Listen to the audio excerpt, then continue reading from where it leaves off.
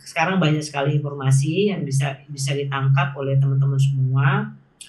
Maksimalkanlah itu dengan baik. Kemudian kalau teman-teman sudah mendapatkan fasilitasi itu, lakukanlah fasilitasi itu sesuai ketentuan yang berlaku. Janganlah melanggar. Tapi kalau sekarang pun sebenarnya pandemi belum berakhir, gue tetap akan terus berkarya sih. Kenapa gue bilang long term? Karena bisnis ini bukan bisnis short term. Kita belajar hal yang baru sih pada saat waktu kita jalanin sisi hidup kopi ini gitu.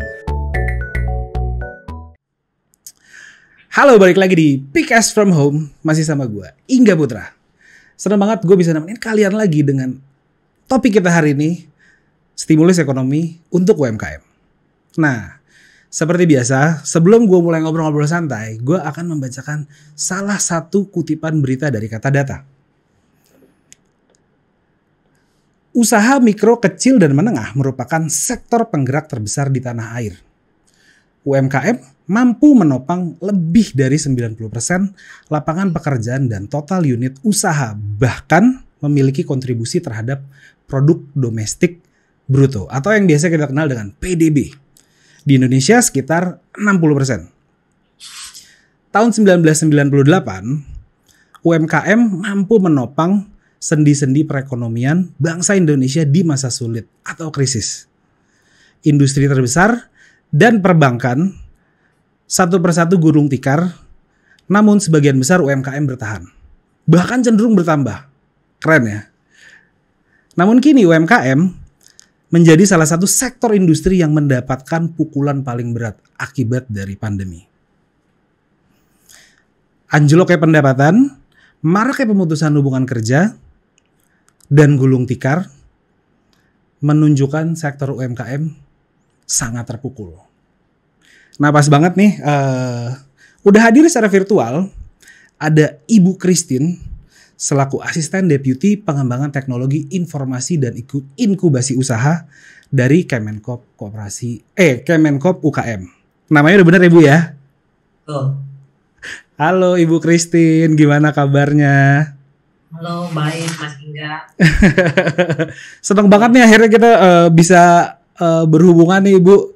Karena kita janjiannya susah banget ya Bu ya waktu itu ya. Ya.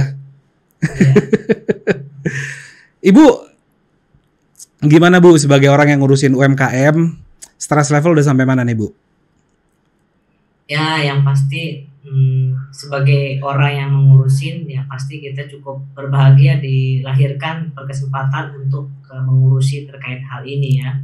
Karena tidak banyak orang diberi kesempatan untuk melakukan pembinaan terhadap UMKM. Betul. Nah, sejauh ini UMKM terus bergerak bangkit walaupun dengan kondisi pandemi COVID saat ini. Oke, Ibu Christine. Sebelum kita mulai ngobrol-ngobrol santai, biar nggak terlalu tegang kali Bu ya. Kita kenalan dulu kali ya sama Ibu Christine ini.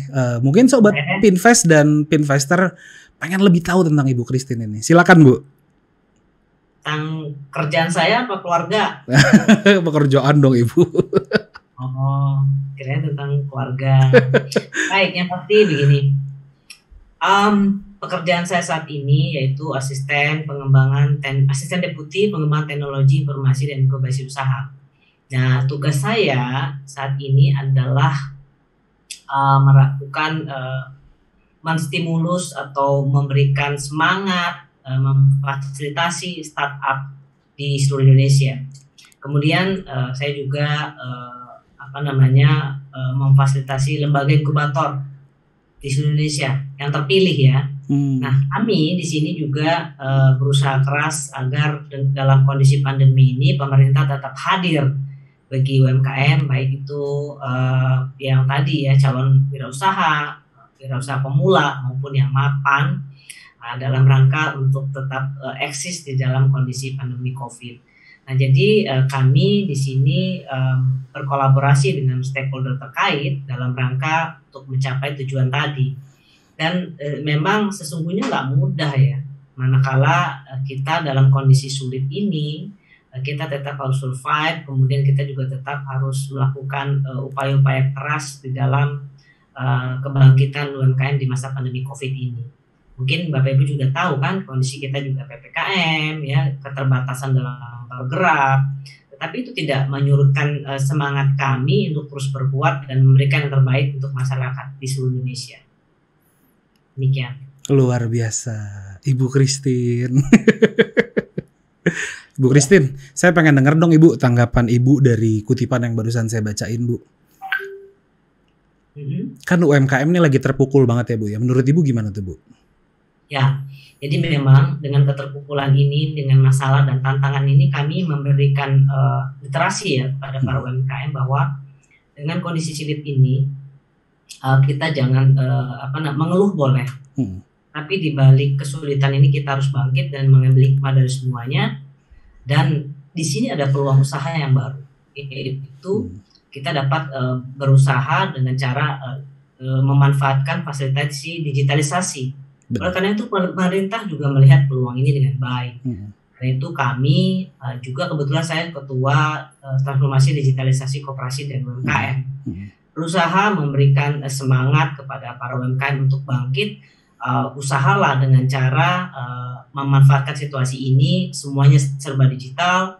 Artinya dengan kondisi kita tetap di rumah, tapi kita tetap mendapatkan income dan pendapatan lebih. Demikian.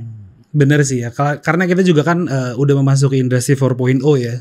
Mau nggak mau dari adanya pandemi ini juga kita dipaksa sebetulnya untuk memasuki, untuk melek digital ya Bu ya, kurang lebih ya Bu ya. Betul, jadi memang ada plus minusnya ya dengan kondisi sekarang COVID, kemudian ditambah lagi kita memasuki era 4.0. Jadi dua hal ini yang yang betul-betul memacu kita untuk berbuat lebih.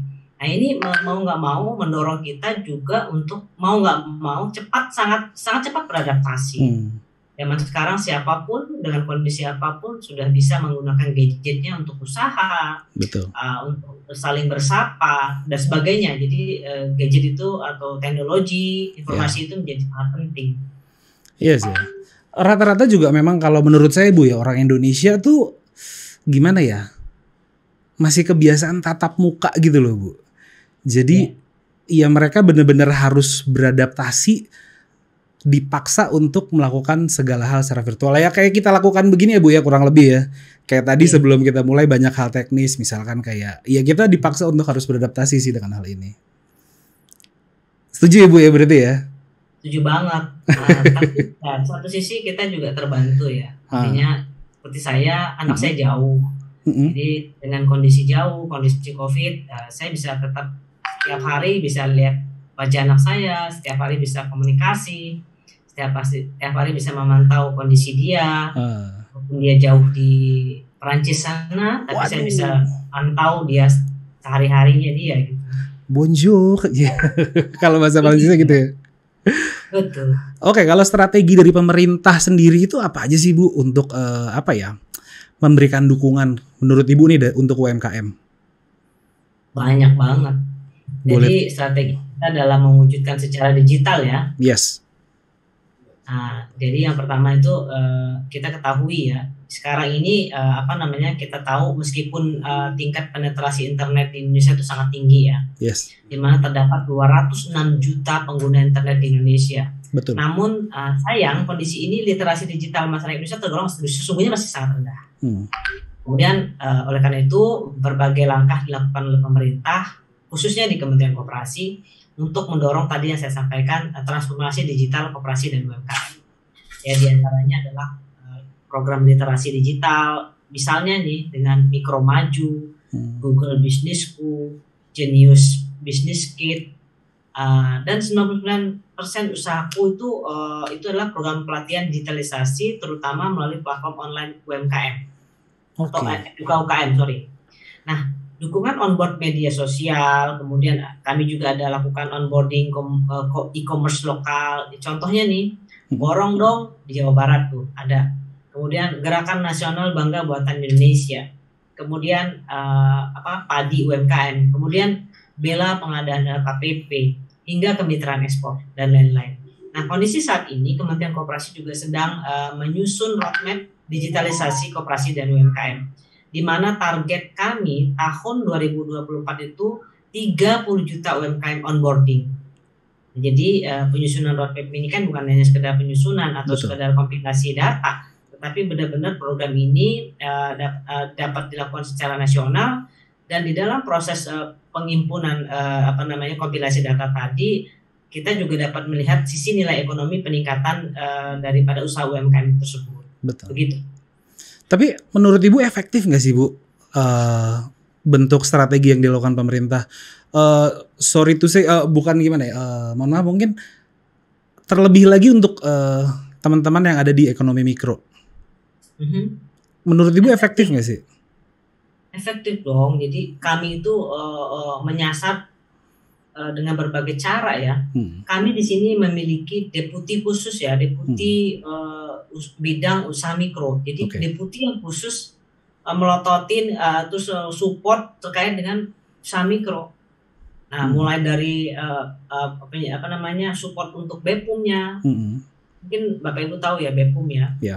BEPUM-nya yang nilainya 1,2 juta itu per orang. Nah, kemudian kita juga support, ada juga KUR ya, bekerja sama dengan perbankan. Kemudian banyak program-program lain selain literasi tadi ya, kemudian literasinya juga berbagai macam ya, pelatihan, pendidikan, fintech, macam-macam.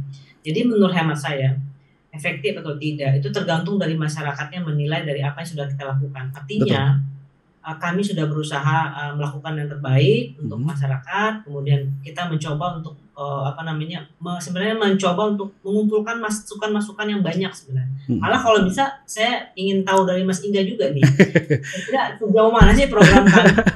Menurut kami ya, kami sudah berbuat yang terbaik ya.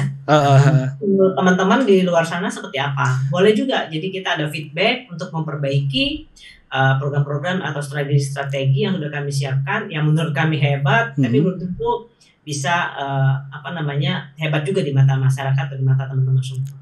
Tapi anyway, Bu Christine ya, ini kan berarti literasinya ini bisa kita aksesnya itu melalui sosial media atau webnya si Kementerian Koperasi mungkin Bu? Iya dong. Jadi kita ada di Instagram Kementerian Koperasi punya, kita punya Facebook juga, kita ada YouTube juga. Kemudian kita pasti di masing-masing unit juga punya media sosial masing-masing, di masing-masing kedeputian, kemudian masing-masing orang atau pejabat di masing-masing juga punya media sosialnya juga. Jadi semua bergerak untuk mensosialisasikan apa yang jadi tugas kita itu. Berarti kan sebetulnya concern saya ini lebih ke teman-teman yang di mikro sih, karena mungkin ibu saya kali ya, ibu saya bergerak sebagai salah satu pelaku di industri mikro gitu loh. Mereka ini salah satu yang kayak ibu saya ini mungkin dibilang beliau udah berumur gitu ya, dan beliau kurang lebih gagap dengan internet, kasarnya gitulah ya kalau saya ngomong gitu kan. Gimana sih maksudnya, gimana caranya biar si teman-teman yang ada di pelaku industri mikro ini tuh maksudnya biar tahu atau biar mau untuk mendapatkan literasi ini tuh gimana ya Bu ya? Nah, kami juga menggandeng beberapa platform ya, 5 platform e-commerce ya. Menggandeng mereka, kami juga kolaborasi misalnya dengan Tokopedia, Shopee, Lazada, Bukalapak, Blibli. Jadi untuk juga mereka sama-sama melakukan literasi kepada masyarakat terkait dengan pemanfaatan platform digital ini. Nah, selain itu bukan hanya itu, ini juga dituangkan dalam bentuk MOU. Nah, di dalam bentuk MOU ini artinya pemerintah khususnya Bapak Menteri Koperasi atau Kementerian Koperasi ini sudah melihat betapa pentingnya pembelajaran atau literasi ini kepada masyarakat. Begitu. Mantap sih. Kalau soalnya ibu saya kalau ngelihat Tokopedia sering. Jadi kurang lebih bisa mendapatkan informasi dari situ tuh ya. Iya. Nah, kemudian di dalam proses itu juga kan kita ada dengan kerjasama tersut bagi UMKM yang join di dalam platform tersebut juga kan mendapatkan ketentuan-ketentuan atau kemudahan-kemudahan gitu loh. Itu juga sudah dipikirkan, misalnya kayak kemarin juga ada keluhan bagaimana kok ongkirnya lebih mahal ketimbang nilai barang dan sebagainya. Itu kan menjadi poin-poin penting untuk kami mengambil langkah untuk memberikan kebijakan yang tepat untuk usaha mikro ini. Betul. Menarik sih Ibu. Saya jadi langsung kayak oh iya ya, berarti yang dilakukan sama teman-teman dari Kementerian Koperasi dan UKM udah lumayan banyak ya untuk memberikan literasi dari segala cara gitu. Kalau misalkan mereka nggak paham, mungkin mereka sering buka Tokopedia, udah banyak gitu ya yang dilakukan sama teman-teman. Ya, nah kami juga berpikir begini, kita pemerintah bukan hanya mengumpulkan data, seberapa banyak sih UMKM atau usaha mikro yang sudah onboarding digital. Tapi selain tadi literasi, ada stimulan, kemudian kita juga selain memberikan edukasi tadi literasi, juga harus ada nilai plus mereka pada saat mereka onboarding atau mereka join di dalam program ini tersebut atau program tersebut. Jadi pemerintah sebenarnya sudah memikirkan sampai sejauh itu gitu loh. Jadi jangan sampai masyarakat malah merasa terbebani manakala mereka join atau onboarding, mereka malah kesulitan atau mereka mendapatkan sesuatu lain yang sesungguhnya tidak sesuai dengan apa yang menjadi harapan mereka. Jangan sampai masyarakat itu join di dalam program tetapi mereka malah dirugikan atau sebagainya. Jadi intinya kami sudah memikirkan banyak hal untuk membantu masyarakat atau usaha mikro kecil ini, pelaku-pelaku usaha kecil ini untuk lebih maju ke depan. Jadi hulu hilirnya udah dipikirin Mas Indra. Keren. Jadi memang tujuan dari program ini adalah untuk biar masyarakat itu ini loh digital, kita udah go digital nih. Dan literasi yang diberikan juga untuk lebih mempermudah mereka agar mereka bisa fit in dengan pas gitu kan. Persis. Karena kita juga kan faktanya kan gitu Mas. Artinya masih enggak. Artinya karena kita kan di lingkungan kita juga sebenarnya usaha mikro, usaha kecil itu banyak. Tadi Mas Indra bilang ada ibu kita sendiri. Saudara kita, tante kita, adik kita mungkin sampai ibaratnya terus kita harus berbuat apa, bagaimana mereka supaya maju dan seterusnya. Mungkin dengan cara-cara seperti ini kami juga bisa berbuat yang terbaik tadi. Kami juga menampung aspirasi-aspirasi tadi karena terus terang kebijakan pemerintah itu juga harus mendapat feedback dari masyarakat. Berdampak atau tidak percuma kalau kita bikin program atau kebijakan, tetapi sesungguhnya tidak bisa maksimal dirasakan oleh masyarakat. Setuju. Gitu. Saya setuju. Jadi balik lagi ke masyarakatnya sendiri ya, mau atau enggak gitu ya. Mau atau enggak. Jadi kami bukan pemerintahan yang tabu ya. Kementerian Koperasi tidak tabu untuk menerima saran atau kritik atau masukan. Jadi sepanjang kritik, saran, masukan itu adalah untuk kebaikan bersama, untuk membangun atau memberikan kebijakan feedback yang baik untuk masyarakat juga gitu loh. Benar. Karena kita mengkritik tapi tidak ada solusi di dalam proses mengkritikan tersebut. Wah itu tuh Bu yang ngeselin tuh Bu, kalau kasih kritik tapi tanpa memberikan solusi itu kesel sih. Ya, karena untuk melahirkan suatu kebijakan itu bukan hal yang mudah. Betul. Jadi melalui proses kajian, melalui proses analisis, sehingga kita mengambil kebijakan yang tepat untuk masyarakat. Saya setuju sama Ibu Christine. Berarti tadi kan kita ngomongin go digital ya Bu ya. Go digital ini mungkin merupakan salah satu solusi dong ya berarti untuk teman-teman UMKM untuk ngejar bola di tengah pandemi. Ya dong. Betul.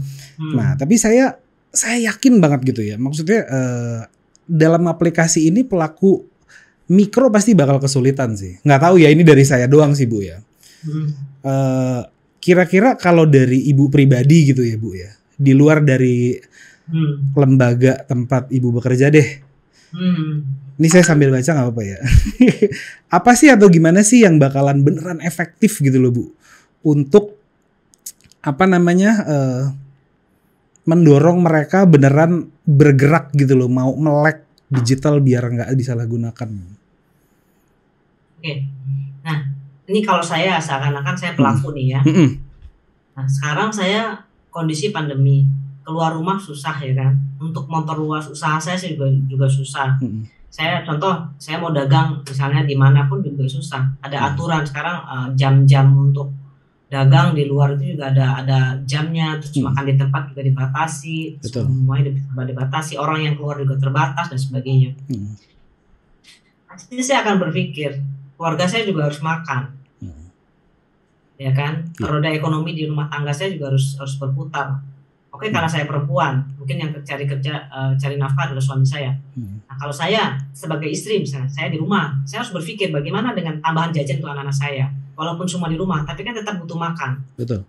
Ya kan? Nah, saya harus berpikir, saya punya keahlian apa? Keahlian saya mungkin merajut.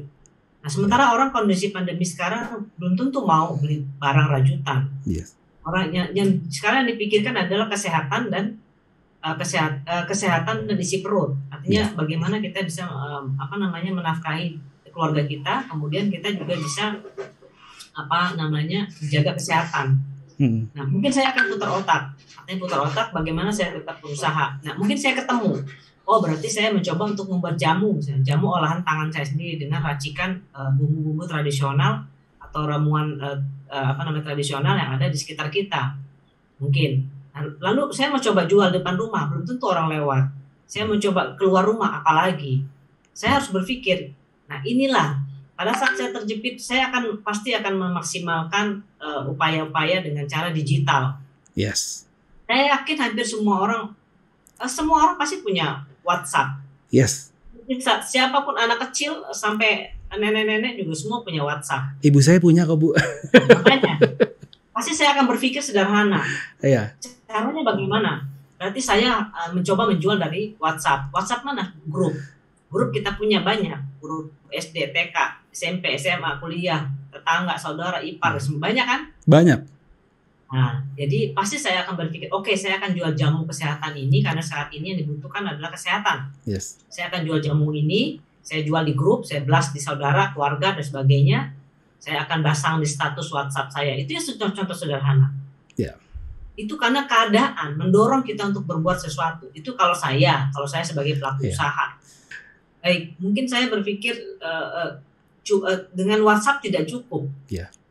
Ya, saya pasti hampir sebagian besar kita memiliki Facebook misalnya. Yes. Saya akan memaksimalkan Facebook saya. Atau Instagram tidak banyak orang. Mungkin dengan mungkin saya sudah tua misalnya. Saya punya anak, punya ponakan misalnya. Mereka sudah terbiasa main Instagram atau lain-lain. Pasti mereka akan bilang, misalnya bibi, paman atau tante atau mbah misalnya, pakai nih Instagram. Kalau nggak aku bikinin, itu pasti. Otomatis kita, udahlah kamu tolong fotoin, kamu tolong jualin di situ di Instagram, bikinin tentang ini, tentang jamu tadi. Nah, artinya apa? Zaman sekarang tidak bisa dinafikan lagi seperti itu. Betul. Tapi memang benar sih Bu ya, kalau misalkan kita posisinya kita lagi di bawah gitu ya, memang benar-benar nggak ada tempat lagi untuk selain kita ngeliat ke atas gitu kan. Dan di posisi ini pun gitu ya, banyak, saya setuju sih yang tadi Ibu bilang gitu kan, bahwa ya kita bisa cari usaha apa gitu. Pun sekarang udah zamannya digital gitu ya. Ibu saya nonton YouTube Bu. Di YouTube itu pun juga banyak literasi tentang cara memasak, cara kita bikin apa, cara kita membuat usaha lah yang bisa kita jadikan pundi-pundi gitu ya. Iya. Karena zamannya pun kita juga setuju gak sih Bu, zamannya tuh udah beda. Kalau saya zaman saya dulu kecil ya. Saya besar di mana orang-orang itu membuat sebuah blog di mana itu cuma hanya tulisan gitu loh. Iya. Nah, sekarang tuh kita hidup di zaman yang orang-orang sudah bikin vlog, video blog. Di mana kita bisa ngelihat mereka, kita bisa nyontohin. Kalau mungkin kita, let's say kita mungkin baca gitu ya Bu ya. Baca itu kan mungkin kita hanya mendapatkan theater of mind kita gitu kan. Beda halnya kalau kita nonton gitu kan. Itu bisa jadi literasi kita. Kita nontonin orang bikin pecel kayak gitu, nontonin orang bikin apa. Itu bisa jadi ilmu gitu. Iya. Makanya saya setuju banget sama yang tadi Ibu Christine bilang sih. Menarik sih Bu. Saya langsung kayak otak saya langsung buka, oh iya ya gitu ya. Dimana orang-orang kalau udah kejepit ya mereka benar-benar udah punya naluri untuk survive ya Bu. Betul. Keren. Naluri itu muncul sendiri loh Mas. Muncul sendiri dengan kondisi kita saat ini. Termasuk anak kecil, jangan berpikir bahwa karena kita lebih dewasa atau karena kita terjepit, karena kita memenuhi kebutuhan untuk keluarga. Betul. Justru anak kecil juga punya pemikiran yang sama. Mereka bisa bikin kue, mereka bisa pasang di status, mereka lebih luas lagi. Iya. Anak kecil juga bisa. Ya, berarti perkembangan teknologi kita udah cukup pesat ya Bu ya. Saat jadi sekarang siapapun bisa punya usaha, mau anak balita sampai manula itu semua bisa punya usaha dengan kondisi saat ini. Dengan digitalisasi itu tidak lagi dulu kalau kita punya usaha dengan syarat harus punya lahan, punya bangunan, ya kita punya karyawan, punya ini, punya. Sekarang siapapun balita bisa punya usaha. Yes. Mereka bisa posting apapun. Lapaknya online di mana-mana pun juga ada gitu Bu ya. Online di mana-mana. Tidak harus punya kantor, tidak harus punya alat-alat canggih. Mereka bisa cukup menggunakan gadget, foto, mereka bisa share, mereka bisa upload, orang juga bisa melihat dan orang bisa beli. Menarik. Iya. Tapi ada nggak sih Bu, misalnya kalau kita ngomongin, saya pernah baca gitu ya, ada namanya stimulus ekonomi gitu ya, yang pernah diberikan pemerintah kepada masyarakat. Let's say kita BLT itu masuknya ke stimulus ekonomi nggak sih Bu? Stimulus ekonomi BLT bisa juga, bisa juga. Ya. Tapi ada nggak sih Bu dana yang disalahgunakan gitu Bu? Misal nih kayak pemerintah ngasih stimulus ekonomi gitu ya buat ada penyegaran lah ceritanya gitu kan. BEPUM kalau di Kementerian Koperasi BEPUM ya. BEPUM ya namanya ya, oke. Ya, Presiden untuk Usaha Mikro. Tapi duitnya sama si orang ini tuh nggak dibuat usaha gitu loh. Kan intinya kan kita diberikan stimulus ekonomi itu kan untuk uangnya itu untuk dibuat usaha gitu kan. Kalau nggak salah sempat ada kemarin itu stimulus dari BLT itu ya, BEPUM ya Bu ya. Itu dari pemerintah kalau nggak salah 1,2 juta ya untuk teman-teman itu. Nah, ini kayak sepengalaman saya gitu Ibu ya. Ini adalah maksudnya saya pernah lihat gitu. Tidak dipakai untuk usaha, kan mestinya kan mereka harus ngasih unjuk foto usahanya mereka tuh apa gitu. Tapi ya masih orang ini tuh nggak dipakai untuk usaha gitu loh, tidak ada usahanya gitu kan. Malah dibuat makan. Well di satu sisi sulit juga ya gitu kalau di posisi Anda nih gitu ya. Di satu sisi kita mau ngasih punishment tapi ada beban moral gitu kan. Tapi yang namanya disalahgunakan kan pasti ada resiko yang harus ditanggung gitu kan Bu. Iya. Menurut Ibu gimana Bu? Nah ini kembali kepada masing-masing orangnya ya. Dari satu sisi pemerintah sudah berusaha keras memberikan tadi saya katakan kebijakan dengan melahirkan BEPUM ini dalam rangka untuk tadi memberikan stimulus kepada masyarakat di masa pandemi ini agar tetap bisa berusaha kan gitu. Satu sisi kembali lagi kepada moralitas masing-masing penerima. Yang pasti kami di dalam proses penyaluran itu pasti memiliki persyaratan khusus agar tidak disalahgunakan. Artinya sebenarnya kami sudah memiliki rambu-rambu nih, jangan sampai disalahgunakan. Ada ketentuan, ada syarat dan ketentuan yang harus dipenuhi, kan begitu? Betul. Artinya kalau syarat dan ketentuan tidak dipenuhi, dia nggak bakal dapat dong. Nah, kalau syarat dan ketentuan sudah dipenuhi dan dia termasuk kriteria yang mendapatkan daripada BEPUM tersebut, misalnya, lalu tadi ternyata ada pelanggaran. Nah, yang pasti kita di dalam menjalankan kebijakan pastikan nanti ada pemeriksaan, ya kan? Pemeriksaan yang dilakukan oleh inspektorat di lingkungan Kementerian Koperasi. Kemudian juga ada dari BPK yang akan menilai dari progres pencapaian ini kan begitu. Nah, nanti akan terlihat mana-mana yang menggunakan itu sesuai ketentuan, mana yang tidak, ya kan? Nah, nanti akan terdetek mana-mana orang yang menjalankan itu sesuai ketentuan atau tidak. Dan saat ini datanya itu terhubung begitu. Data dari penerima BEPUM ini terhubung dan dapat terlihat. Dan selain itu ada monitoring dan evaluasi yang dilakukan untuk memantau ya perkembangan dari pemanfaatan BEPUM ini. Artinya apa?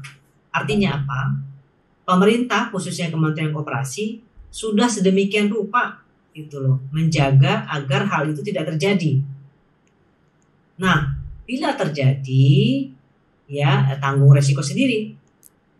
Artinya kita dari awal tuh sudah memiliki pagar nih membatasi mulai dari persyaratan yang cukup ketat artinya untuk agar mereka agar sesuai ketentuan tidak melanggar. Betul. Kemudian dalam prosesnya juga diberikan orang yang tepat. Kemudian ada monitoring evaluasi.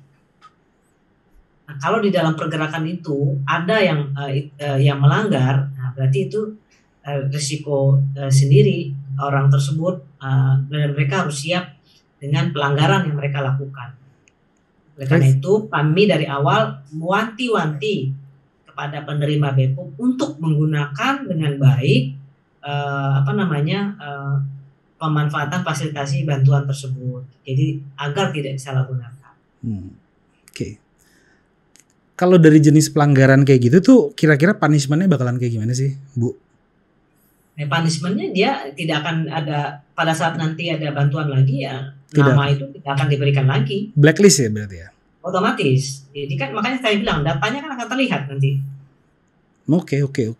Apalagi sekarang Kementerian Koperasi sedang membangun sistem data tunggal. Nah ini. Sistem data tunggal itu Mas akan terlihat nanti Mas udah berapa kali dia dapat BPUM-nya bermasalah atau tidak dan sebagainya itu akan terlihat. Ada checkingnya sendiri ya berarti? Ada checkingnya. Sekarang itu kita sedang proses itu sudah mau selesai. Insya Allah tahun 2022 itu udah running tuh, udah terlihat semua. Jadi kayak BI checking gitu loh Mas. Iya. Masalah terhadap peminjaman atau terkait permasalahan yang perbankan itu kelihatan. Jadi tidak akan bisa lagi main-main. Jadi nggak boleh sembarangan ya sama. Nggak boleh sembarangan. Kelihatan semua nanti. Ada juga misalnya dia dapat fasilitasi dari KL ini, kementerian ini, dapat lagi dari kementerian ini, dari Kementerian Sosial. Nanti akan terlihat semua juga. Oke. Jadi kembali lagi ke moral dari orang itu sendiri ya. Moralitas orang tersebut. Setuju. Well, ini mendekati penghujung acara nih ya. Biasanya saya akan menanyakan saran-saran dari Ibu Christine. Bu Christine, ada nggak saran-saran buat teman-teman UKM di luar sana yang lagi struggling? Ya, saran saya untuk teman-teman semua. Saya bilang teman-teman aja lah ya. Boleh. Saran, karena kita ngobrol santai kan? Ngobrol santai, Bu. Tapi saya ngobrol sama Ibu tegang loh, Bu. Karena slow aja. Saran saya untuk teman-teman, jangan mudah putus asa. Mungkin teman-teman mikir, ibu kan di pemerintahan, ibu mah gampang aja ngomong gitu, karena ibu nggak ngerasain. Saya bisa ngerasain, karena di lingkungan kita juga memiliki tetangga, saudara, ya kan, lingkungan kita banyak sekali usaha mikro, usaha menengah, ya, usaha kecil ya, yang terdampak dengan kondisi saat ini. Jangan pernah menyerah, justru ambil hikmah dari kejadian saat ini. Kemudian kita memiliki cari ide kreatif untuk kita bangkit dari keterpurukan ini. Kemudian gunakan saat ini adalah sedang gencar-gencarnya pemerintah menggalakkan transformasi digitalisasi. Maksimalkan program-program yang ada. Kemudian banyak-banyaklah belajar tuh nggak zaman sekarang nggak mesti harus melalui kursus yang rumit. Kita tadi seperti Mas Ingga bilang, kita cukup buka YouTube, bisa kita dapat pelajaran yang berarti. Kita cukup nanti kita lihat kan sekarang banyak pengumuman melalui flyer. Yes. Ada BIMTEK online, ada pelatihan online, gratis semua, rata-rata gratis semua. Manfaatkanlah itu dengan baik. Kemudian saat ini banyak sekali program-program pemerintah yang digelontorkan untuk masyarakat. Banyak-banyak cari informasi itu. Sekarang banyak sekali informasi yang bisa ditangkap oleh teman-teman semua. Maksimalkanlah itu dengan baik. Kemudian kalau teman-teman sudah mendapatkan fasilitasi itu, lakukanlah fasilitasi itu sesuai ketentuan yang berlaku. Janganlah melanggar. Siapa lagi? Ya pasti kita harus rajin banyak-banyak berdoa agar pandemi ini bisa segera berlalu. Kemudian kita bisa sehat semua. Amin. Dengan sehat kita bisa berbuat yang terbaik untuk bangsa, negara, dan keluarga. Amin ya rabbal alamin. Sekali lagi, jangan putus asa, tetap semangat. Satu lagi, jangan pernah malu. Pernah malu di balik keterpurukan kita. Justru kita bangkit dari keterpurukan ini nggak apa-apa kita sampaikan, dan mungkin dari obrolan dengan teman atau dengan sahabat itu mendapatkan ide baru untuk kita memiliki ide-ide baru. Mungkin itu saja, terima kasih. Luar biasa Ibu Christine.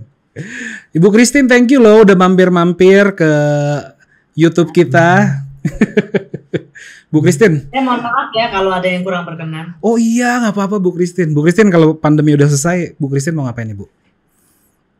Saya kalau sudah selesai sebenarnya kemarin cita-citanya sih pengen jenguk anak saya ya. Oh, ke Paris.